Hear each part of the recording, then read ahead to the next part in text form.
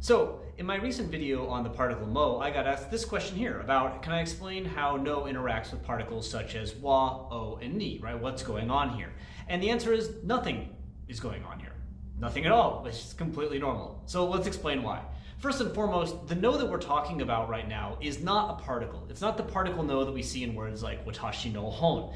Rather, this no is a pronoun.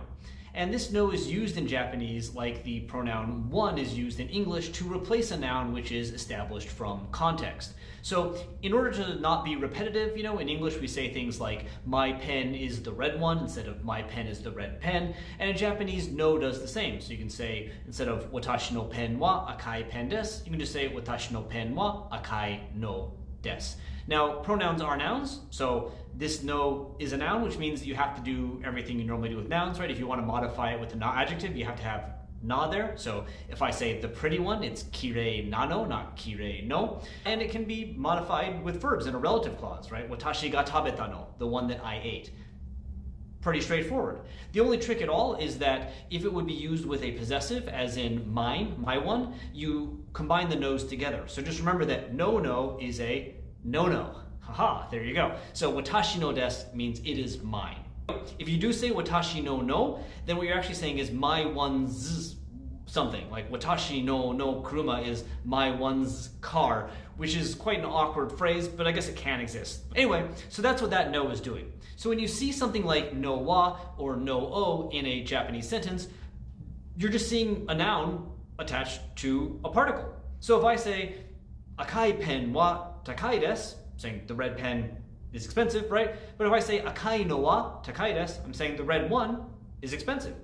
Likewise, if I say karai pizza o tabemasu, then I eat spicy pizza. If I say karai no o tabemasu, then I eat the spicy one. So the no is just a noun.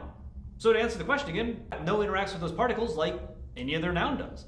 Once you get into more advanced Japanese, you will see some other uses of this no, which are quite useful, but a bit more complicated. One especially that I can mention briefly is that this no, like koto in Japanese, can turn a verb into a noun, which allows it to be marked by a particle. So Japanese has two words for thing. Mono is for tangible things that you can touch. Koto is for intangible things, and activities would be one. So if I want to say, like, I can eat it, I can use taberu koto ga dekimasu to turn literally the thing of eating is something that I can do. Likewise, taberu no ga dekimasu, the one of eating, and one here is just in context the something, like the it of eating, the thing of eating, I can do it, and that's allowed. Think of it like it rains in English. Like, what do you mean? What rains? You go, oh, I don't know, it rains. But what rains? It. What thing? The thing. It's just the thing that is established as a grammar point. Another really useful use of this kind of weird, vague no is that it can be used to define things. Kana toyu no wa, so the one that is called fish, the it that is fish, and then you can, talk about fish in that sort of lecture format. I'm beginning to speak about fish now. The thing that is fish is this. So again, to wrap this all up, nothing's going on.